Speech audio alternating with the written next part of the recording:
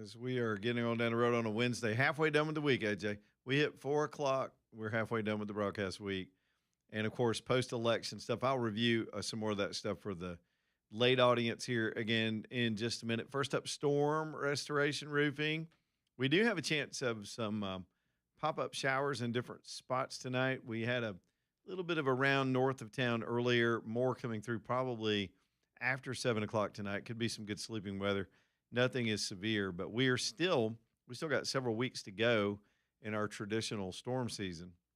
And of course, Storm Restoration is the company. If you wind up with roof damage or any kind of craziness with the winds and the hail and the all the stuff that happens to your roof, there's another subtle phenomenon that happens to your roof that's weather related too. And it's just heat and cold and expansion and contraction and elements over time and erosion where roofs just kind of give it up. They have a lifespan.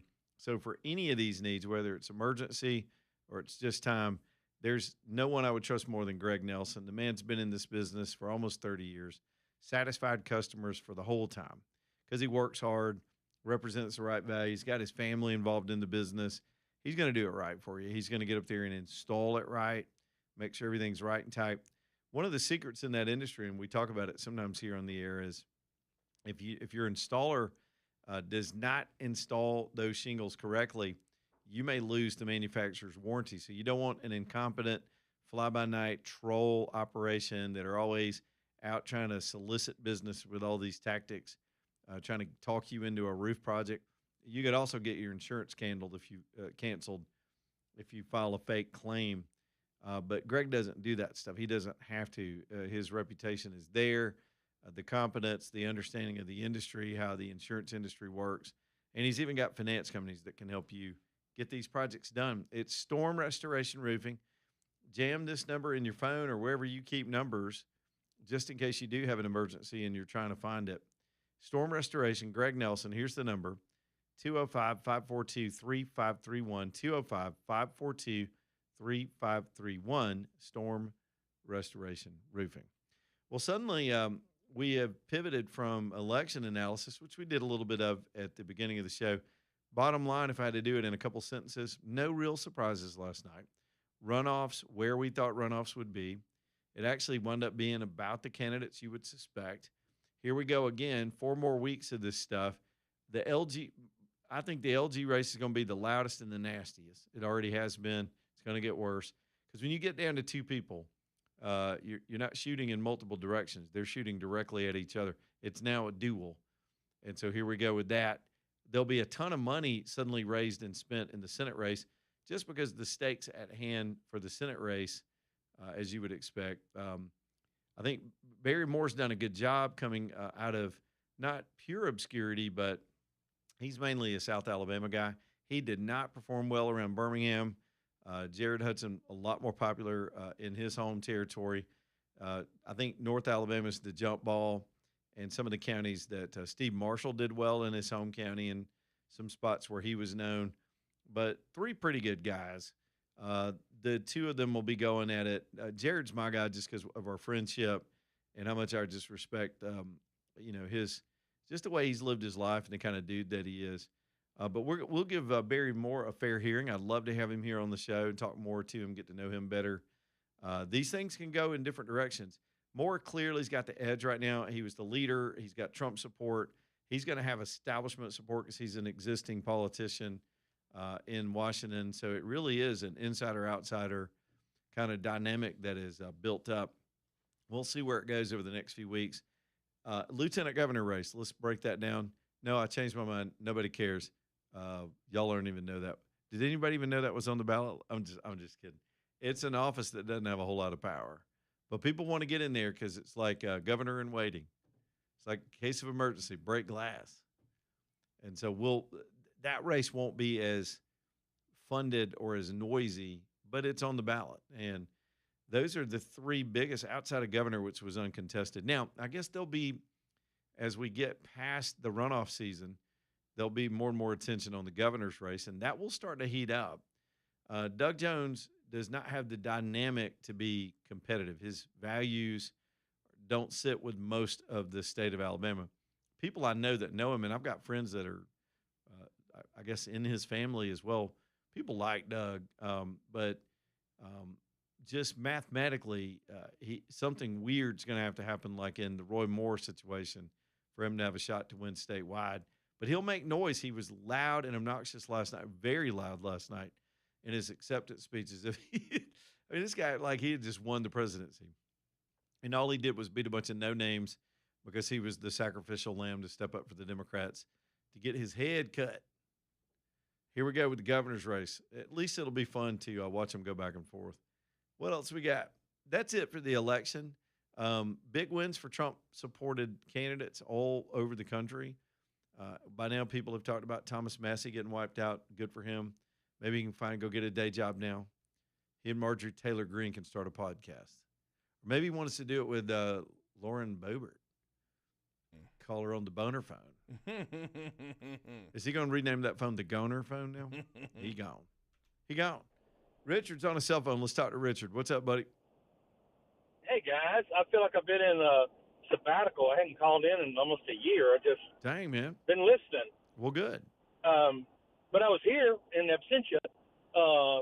I just think it's an interesting play looking at Cuba because I got thinking about all the movies I've seen about Cuba and all the things that I know about Cuba.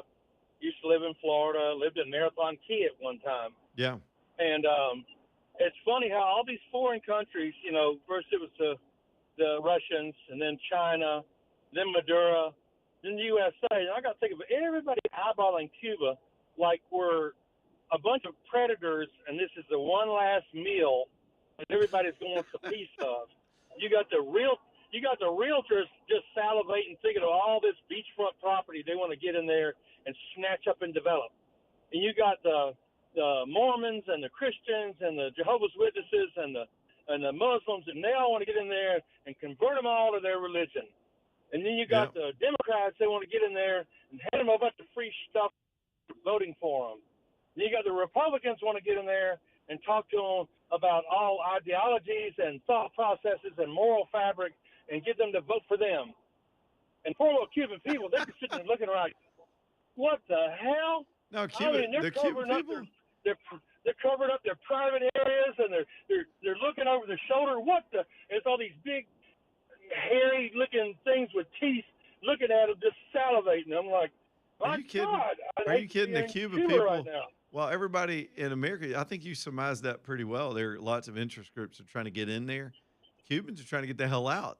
I mean, the minute the travel is open, I think we're gonna play International Red Rover, and a bunch of them are gonna come here. They want to go to Disneyland, and there are a bunch of people here that want to go down there. And if it's anything like 280 in Birmingham, they want to open up a bunch of car washes and fried chicken places. The sad thing about it is you look at these people, they have they're beautiful people, just to say that. They are just, and you look at what they've been doing for the last, 40, 50, 60 years. Mm-hmm. And then all of a sudden you go, like, you open the door, hey, you guys want to go to Florida? Hey, you guys want to go to Alabama? You guys want to go to Georgia? And they're looking at each other like, what? Then they get over here, and you don't know what kind of job skills they got. You don't know what kind of moral fabric they got. You don't know if they have a dream. When you've had the dream beat out of you for all these decades and decades, it's kind of like hard for them to even come up with something like, well, what do you want to be when you and where do you see yourself in 10 years? And he's like, finishing up my prison term. Oh man, we got college kids that have less ambition than these Cubans. If you want to show me a patriotic person, you talk to exiles from these from these communist hellholes, the Venezuelans that lived through it and escaped it. They are more passionately patriotic than the average mushhead college graduate that really can barely freaking read nowadays with the way we're doing our university system. By the way, I've got tremendous stats that are going on right now of major colleges having to shut down programs and fire people and lay people off. The college system is dying in this country and not preparing Americans to be Americans and participate in America. These folks will be more industrious and more loyal to that concept of individual freedom and the ability to thrive than even these spoil rotten, fat, lazy Americans and the entitlement generation that supports people like Mamdani. I would trade some of these lazy ass people, these victim oriented losers here in the United States, with the average hardworking Cuban in about 2 seconds. We were deep sea fishing off of Miami. We ran across a raft that somebody had brought over. Yeah. And if you did the forensics on it and you look at, they gathered flip flops, they gathered plastic bottles of Dove or something. They lashed it all together just for the opportunity to walk on American soil. That's the kind of immigrants we need. I mean, look, in jellyfish, sharks, the sun, no fresh water, 90 miles, counting on the wind. There have been generations of them go through that, and they came here for the right reasons, legitimate exile. And a lot of them, even though their families have been here, they're Cuban. They want to go to Cuba. They want to be home. And now some of them will get the right to go reunite. And I think that's a pretty amazing thing. If all this works, if Trump can pull it off. Thanks for the opportunity. All right, Richard, good to hear from you, man. Call us more often. I know some people do like to sit back and listen. You know that out of all of the talk radio listeners, on average around the country, only 2% of people that listen to talk radio will ever pick the phone up and call. And I was going to make a joke from there, AJ, but I won't. Let's play that last soundbite that I sent to you. And I promised JJ we'd do some more Rubio speaking Spanish. She just finds him to be eloquent. It's pretty impressive when you're eloquent in a language that people can't even completely understand, but they want to hear you do it. It's like he's doing a stunt. But this, he's a native Cuban speaker, Spanish speaker. So first up is this Salazar from down in Florida talking about this whole thing. The Cuban community, then, they're more fired up than I've ever seen them. Here she is this afternoon. Again, the headlines are, we got an aircraft carrier group that just moved, the Nimitz group just moved into the region. Rubio's on the ground right now with the CIA talking to the government. He put a message out today in Spanish to talk directly to the people that we want to help. We have supplies. It's like a hurricane relief effort. Communism has done them in. It's been worse than a hurricane. So here's Salazar talking about Trump's approach to this thing on behalf of the Cuban people. This is the message to the Castros. Look at Maduro. President Trump gave Maduro the opportunity to go with his wife, with his family, somewhere else, and with the millions that he stole from the Venezuelans. But Maduro thought that he was smarter than President Trump. So I'm talking to Raul, to the cousin, to the nephew, to the son, and to the grandson. Pay attention and look what happened to Maduro. It's time for you guys to go, because there is a new sheriff in town, and that sheriff is Donald Trump. Look out. And he is going to be able to do and be willing to do what no other president, 10 presidents, Democrats and Republicans, dare to do with Cuba, which is to make it a friendly country for the benefit not only of the Cubans, of the Americans. Because you think about it, when President Trump said that his agenda was America first, this is indeed what's happening. Cuba is the mothership of evil in the Western Hemisphere. Cuba only exports terror. And when Trump said that the Western Hemisphere was important, because it's just like what Marco Rubio was saying, that the proximity of the Western Hemisphere is so close to the homeland that we need to protect it. So this is what's happening right now. Okay, so that's Maria Salazar. Some of y'all have seen her on TV. She stupidly wants to pass this amnesty program that's never gonna make it through Congress. But she's right on a lot of issues. She's a Republican congressperson from down there of Cuban descent, and again, that community is fired up because Raul Castro was indicted today. Some people think that's a precursor, a pretext to go in and just change out the government. I don't know if we'd pull that move again. We've kind of already telegraphed that move, but the pressure is on, and this story is building by the hour this afternoon here in the United States. Now, then there's Rubio. Let's pay off JJ's request. We played a little bit of this, and I talked over it just to give y'all the English of what Rubio was saying. But here's Rubio. You can just sense his tone talking to the Cuban people about what our intent is for their island. En un día como hoy, en el 1902, la bandera cubana ondeó por primera vez sobre un país independiente.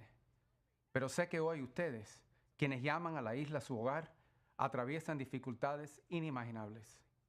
Hoy quiero compartirles la verdad sobre el motivo de su sufrimiento Y quiero contarles lo que nosotros en los Estados Unidos le ofrecemos I mean, para how ayudarlos no effective solo a aliviar la is that? Good enough, JJ? How effective is that for us to be able to communicate directly to those people in their language with a Cuban American who's got the authority to be saying what he's saying? I mean, that's on so many levels, and they're well aware of Rubio because of course, he's been in the Senate, and the people of Cuba know exactly who Rubio is. This is fascinating. I love to sit down over a Cuban coffee and talk to one of these guys on the ground down there that are just praying and hoping every night the lights come back on and America comes to the rescue. This is dramatic stuff. I've got a funny, I think it's a Raul Castro story to tell you from a personal friend that told me a story from way back. I'll tell you a little bit of that here in a minute. I hope I'm not too out of turn by telling it. Hueytown Pawn, let's talk about guns and trailers. How about that? How American is that? How Southern is that? Hueytown Pawn over on Brook Lane Drive. Tommy and those guys, Adam, that whole team, Jessica, all those guys that work over there, got one of the best little gun counters in town. Before you go buy a gun somewhere else, comparison shop. Go get to know them. Look at the selection. There's going to be some pre-owned deals and handgun deals. They've got some of the best prices on tactical stuff you're going to see anywhere. Unique lines of tactical weapons at Hueytown Pawn. And then, of course, I made a deal with Tommy when he came on. He wanted just to promote the gun side of the business. But I said, I'll tell you what, man, if you get a deal, you get a deal on anything. We all love a deal. Let me know, and we'll promote it. And so he sells a lot of things there. So he got lined up with these Larimore trailers built here in Alabama. They're these single axle open utility trailers, fold down ramp, good for so many things. They've got them on sale. They start at $14.99, and Tommy will finance them for you. So grab yourself a trailer. Don't forget your ball and your hitch, and get over to Brook Lane Drive and get yourself hooked up with a deal on a trailer at Hueytown Pawn on Brook Lane Drive in Hueytown.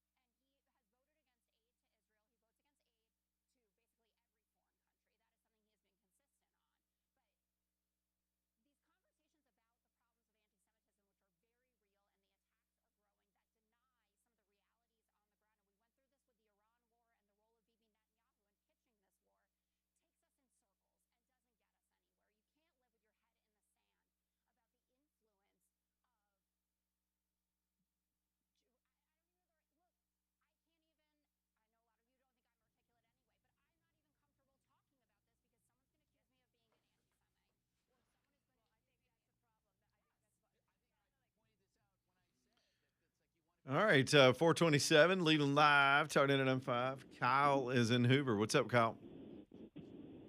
Hey, what's up, Leland?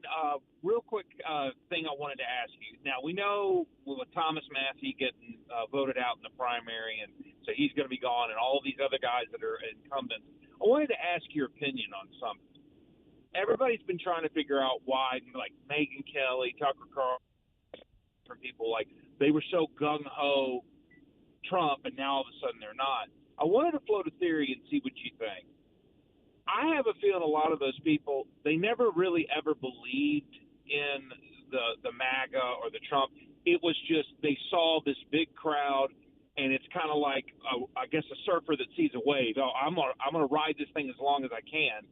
And then I think what happened was the moment they knew, all right, Trump's not going to do what I like, or I disagree with something he's doing, or somebody comes in and gives me a little bit more money, I'm going to go this way. And those people that have basically, I feel like I've gotten their trust, they're going to follow me. And I think they're starting to understand that MAGA is not like that. MAGA is, no, we know what we believe. This is the guy, we're riding with him. We know you people will go whichever way the wind blows. So I kind of get a feeling that's what's happened, and that's why, because you see Thomas Massey and all these people now coming out and saying, well, the reason I lost was because of AIPAC and, all these pro-Israel business owners throwing money in to defeat me, where it was, no, they probably voted you out because you never did anything, and all you ever did was complain about Israel. Yeah, let me see if I can break some of that down. We got about a minute. The podcasters in Podcastistan, who apparently are influenced by a lot of foreign money, largely get overinflated for their actual influence. They get clicks, they've got views. Car wrecks get views. When you're going down the road, people slow down to see that stuff. Putting on freak show content to get clicks is their business. And us as voters understand that. We still go vote based on the people that are fighting for the things we believe in. Trump didn't beat Massey last night. His own district did. And his own district are the Trump supporters and voters. But I've said it over and over. They were there before Trump was there. There is a group of people in this country that are fed up, and these podcasters have no influence over that. None. They know what they believe. They know what they're fighting for. They respect people that stay in the fight and not opportunists like Massey and some of these podcasters that are just trying to bait people in for spectacle and don't really mean what they're saying. Hang on. I'll see if I can finish that on the other side, Kyle.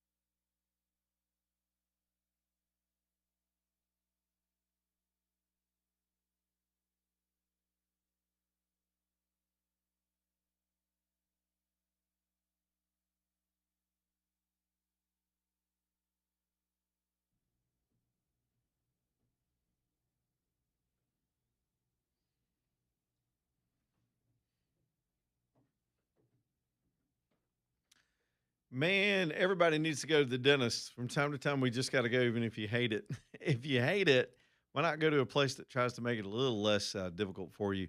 That's Alabama Dental Associates. They've got the expanded hours, so you're not just coming in there in a rush trying to get it done on the way to somewhere else. They've got hours where they're open as late as 7 o'clock. They are open on Saturdays. They got 4 dentists with 4 different specialties, so they don't have to send you somewhere else if you come in with something crazy.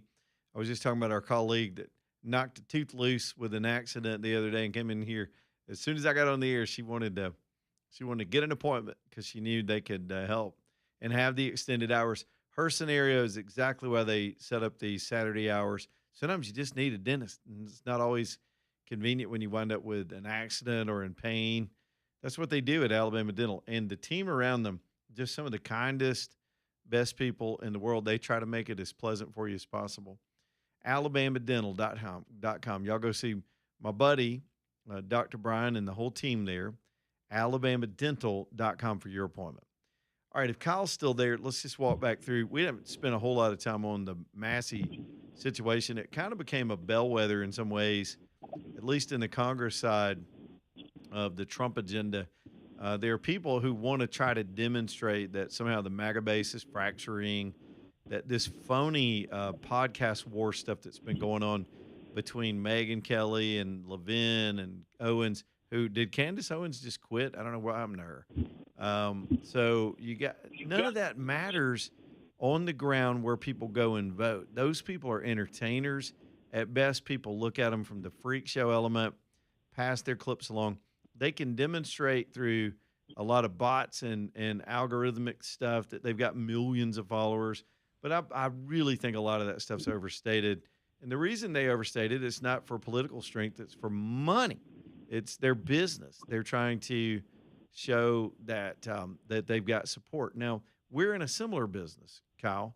My job is to draw the biggest audience I can to this station every day and sell you guys advertising. That's my job.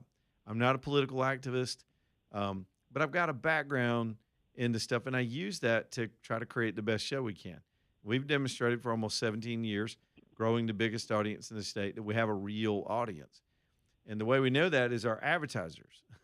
Those guys aren't here because we threw some numbers at them. They're here because when they advertise, the phone rings. So we try to do it more directly and effectively. And in the digital world, everybody's chasing these digital ghosts around. And what I want you to know is they're in business too. So they're going to do whatever bombastic, outlandish thing they can. Megyn Kelly's used to using her appearance and every now and then swearing or doing something to get attention. God knows Candace Owens has decided to become possessed by a demon, and that's the way she gets attention. Tucker Carlson is always the contrarian. He comes from that, and I got to see him speak recently, and I've actually always respected him, but he somehow got to believe in his own headlines, and he spun himself out with this cynicism, trying to constantly challenge conventional thinking, which I think is healthy in a lot of ways. But he spun out, started taking money from the Middle Easterners, and his show is clearly now been demonstrated to be completely ineffective. Where the rubber meets the road, and that's at the polls with actual influence. So it's all a show. These folks can be, some of them I think are sincere, and just because we disagree with them sometimes is fine. But Massey himself, Kyle, blaming the Jews for losing, his campaign spent more than the other guy as far as the principal campaign. And there was a butt ton of PAC money that came in on behalf of his opponent, but so was there millions spent on his behalf. And he's not the only person that got their ass kicked by being defiant against basic common sense stuff that Trump's trying to do. So did Cassidy last weekend. And Cornyn's about to get tossed out of the Senate. He's down 7 or 8 points as they go into that race because he got on the outs with Trump and backstabbed the man, voted for his impeachment, then tried to explain it away. That's the story. It's not the Jews. You can't blame everything on a scapegoat. And that's what Massey's blaming the refs because he lost the football game.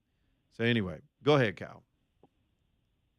No, I mean everything you said is 100% true, and the funny thing with Massey is, and like you said, he's got to blame somebody, because it's like, well, yeah, you can't take accountability, and it's one of the reasons people voted you out. The other thing, you made a great point.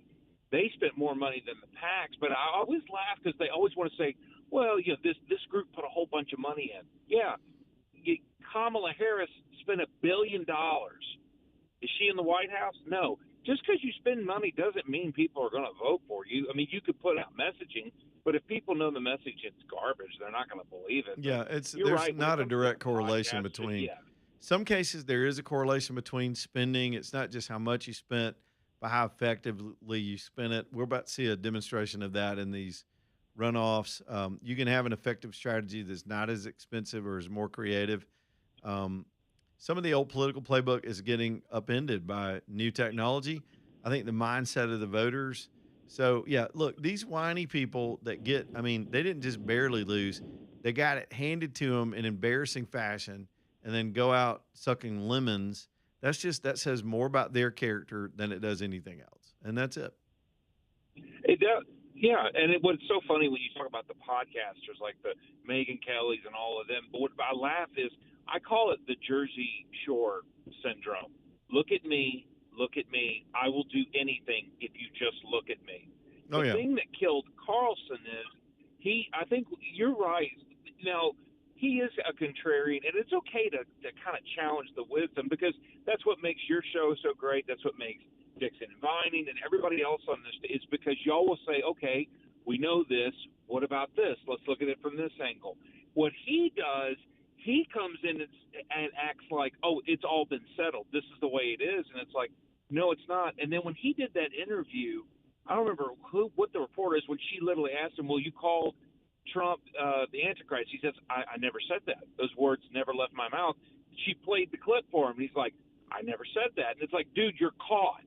Just admit it. I think when he did that, it was like any kind of cloud he might have had, which would have been little, I think went away. Candace Owens, she's crazy. She's just trying to do anything to stay relevant, so she keeps attacking Erica Kirk. But I'm with you. I think these people are starting to learn, just because you get on YouTube or you get on TikTok or you get on any of these platforms and you get a couple of clicks, it does not mean you're the next Walter Cronkite. Yeah, but here's the thing, Kyle. They don't care. As long as the clicks are there when they get up tomorrow, they can be wrong. They can lose, try to get involved in an election and wind up losing. They're not embarrassed. As long as the clicks are there the next day, they get paid. They keep doing the show. They'll get up the next day and do another show. That's how that business works. They're pretending that they're actually relevant, and deep down, they just want to make the money. And just know that when you're watching them. Thanks, Kyle. Just know that when you're watching them. All right, here's Joe in Coleman. Let me move quickly. Joe, what's up, buddy? Yeah, you're 100% on the influencers. And I think it really boils down. The biggest mistake that I think Massey made was the Epstein file thing. I think that was the big – and here's the deal. These Epstein files, people were pushing the Epstein files, get them out. And it was almost like the public was just like, people are going to go to jail. And that's not the way it works. Well, and they wildly overstated. The people got fired. Yeah, but you see what I'm saying? It was constant overstating, and he kept pushing these. And people, and not just her. You've got the UFO girl. That's who's the UFO girl? The UFO girl, in Congress, the real hot one. Oh, Alina Paulina, whatever her name is. Paulina Luna. She does the same thing. Yeah. She does the same thing, but it's a constant, and eventually, people's nerve endings get fried on these things, and you remember the last thing that you heard from them. Well, here, let me add to that. Okay, so the Epstein case. Massey and Marjorie Taylor Greene saw that as an opportunity to get attention, like you said. So they're going to be champions of victims. So they jumped all in on it, made all these promises. They're going to name names. They're going to out people. There's something the public doesn't know. Something's being hidden. Typical conspiracy theory stuff. Pam Bondi. And they never really delivered. Pam Bondi just did herself in, overstating things. She talked tough and didn't deliver. These guys couldn't deliver. And so here's Marjorie Taylor Greene. Says she's going to name the names on the floor. And she didn't do it. She rode the clock till she was eligible for retirement, quit on her constituents, married some dude, sold her house, and bought a $5 million house in Costa Rica. They've all got agendas. Well, Nancy Mace, she started being, I'm a rape victim, same way. and took Yeah. maybe an exaggerated case from her past, maybe not, I don't know, but people in South Carolina seem to be blowing it off. She went and hid on the floor so she couldn't be sued, accused all these people to get attention. Then she started being the anti-trainee. She was going to be the anti-tra, and she was attacking trainees all over the place. That got her some attention. I don't know how she's doing in the governor's race. They're all falling apart. Boebert, for all we know, that she was jocking Massey, and now she's in trouble back home in her district. These showboating celebrity opportunists is the whole routine's getting exhausting. They're in the podcast space. They're elected to offices. They're all looking for the next gig, and we're just kind of past that. There's serious stuff going on in this country. Well, and that's good. Yeah. Yeah, It's I a like good it. thing that we're finally seeing. And maybe it will happen with the AOCs. Maybe it will happen on that side to Yep. some extent. Yep. You see what I'm saying? But it's a good thing that this is finally happening. And look, I mean, we're better off for it. Let's clean some of the debris out, and let's quit over promising, and let's see the people actually say, you know what, it's if you're going to overpromise, we're done with you. We're done with the old sold out routine, because it's getting old. And hey, another one that's got to watch out is Kennedy, Senator Kennedy. He's got his stick, constantly that he's going on with. But I mean, he better watch it too. Yeah, that Mark Twain So, routine anyway. he's got going on is kind of getting Yeah. thin too. I'm like, just y'all do It's something. getting bent too. I like that, Joe. Go I'm vote. with you, brother. And then on the Democrat side, look, Ayanna Presley, didn't she get bounced by her own party? She got bounced. Yeah. Ilhan Omar is about to get indicted. I mean, this woman's running a criminal enterprise.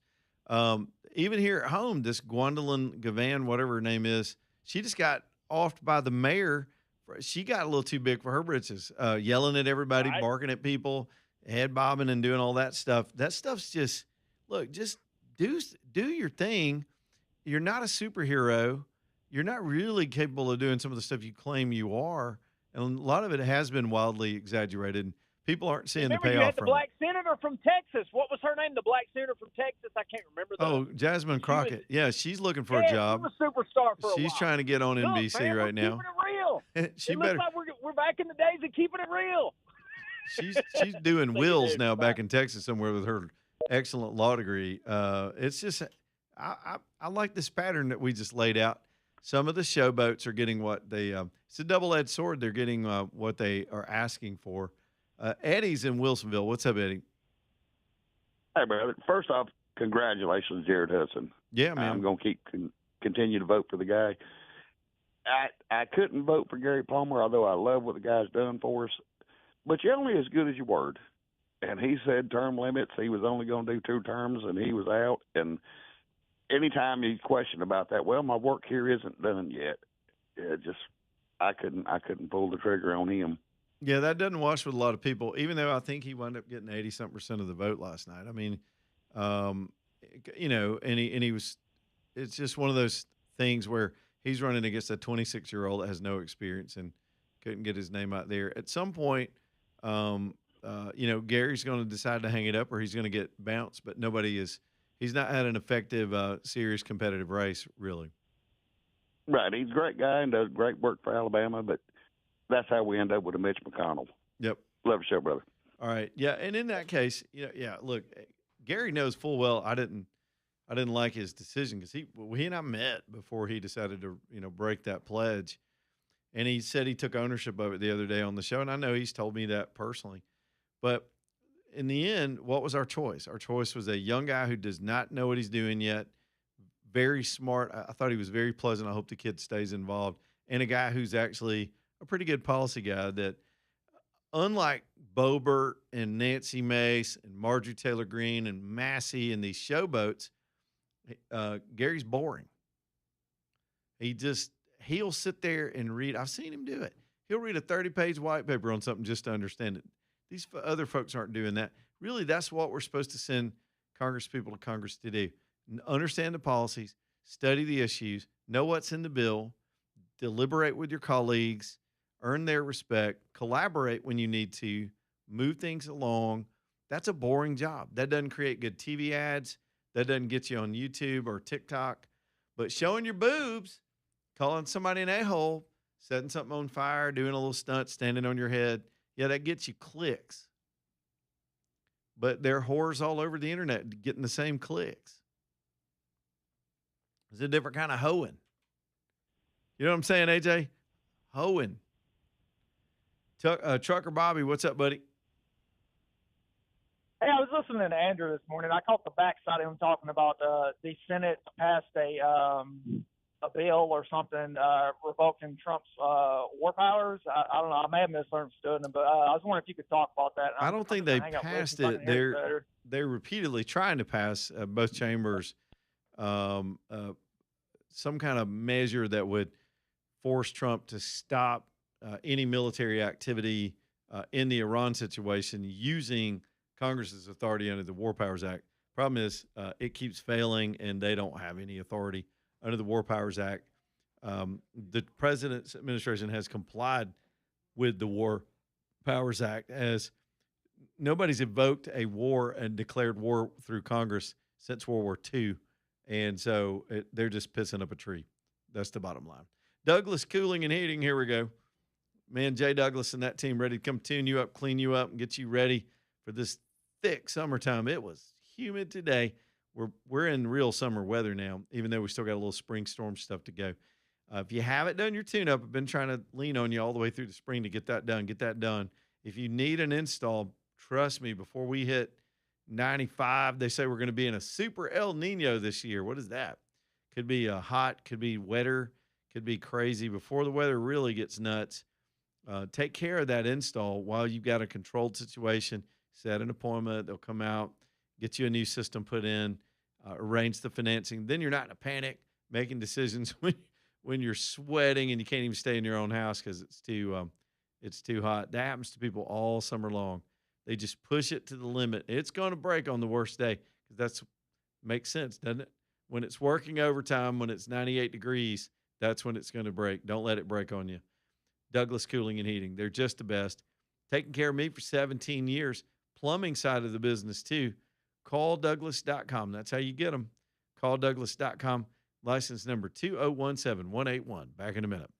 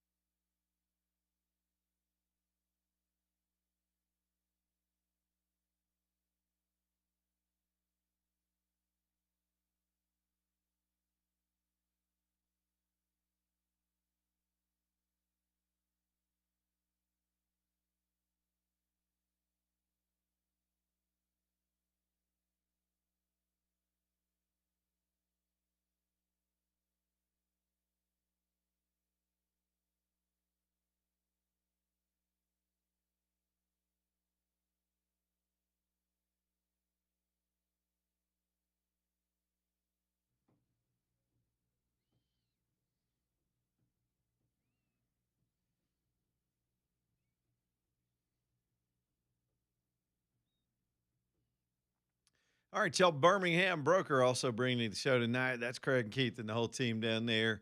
Downtown Birmingham, they'll help you get that car sold, that truck, that SUV. It's a crazy time right now in the car markets. It's just been that way really since COVID and all the disruption from that. And then, of course, the lending market has been up and down. And then there was this surge about the last year of people, because cars starting to expire. They get old. People are ready to trade. You got buyers out there looking. So car values started going back up because you had buyers everywhere trying to find inventory. So Birmingham Broker is there to help you, the seller, to get that car sold for maximum value because they know what it's worth. This is their expertise, and they handle all of the transaction, finding the buyer, haggling with the buyer, establishing a price, doing the paperwork, and before that, prepping the car, marketing the car, stuff we all hate doing. Let the pros handle it and get you top dollar. You'll love it. I'm telling you, if you're like me, you won't trade a different way again. It's BHAM Broker, BirminghamBroker.com, BirminghamBroker.com. Speaking of influence, I'd kind of forgotten about this story because it was a Mobile kind of story and most of us were not paying attention. But strangely, Senator Katie Britt decided to go all in a congressional race. I'm from a day when Republicans kind of stayed out of the primaries, and Trump has sort of changed all that. But I suppose Britt, she took on the incumbent congressman down there. I don't know if she has a beef or she just really liked his opponent, but she gave him the maximum, campaign down there for him, endorsed him like 5 times, made a big show of going against this Jerry Carl. Jerry Carl won by 9 points in Mobile. So what does that tell you?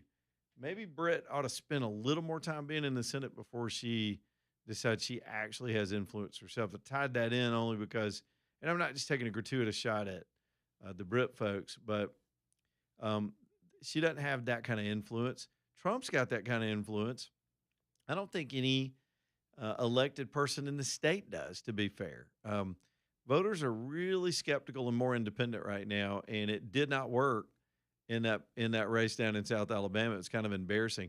Now, it was a ghost primary, which means they'll probably do a do-over once they redraw all these districts, and it could be the same 2 candidates again. I don't know if she's going to stay involved, but it's ineffective. It was an over a lot of these people that call themselves influencers, we need a new term. They get attention, but I pointed it out earlier. A car wreck gets attention, but is it an influencer? A house fire makes everybody in the neighborhood come out and look, but does it influence anything? See, we're in that world now where these people wildly overstate their ability to persuade. They're just not persuasive. That may be a good thing that they're learning this lesson now, ahead of the rest of the midterms. Back here in just a minute.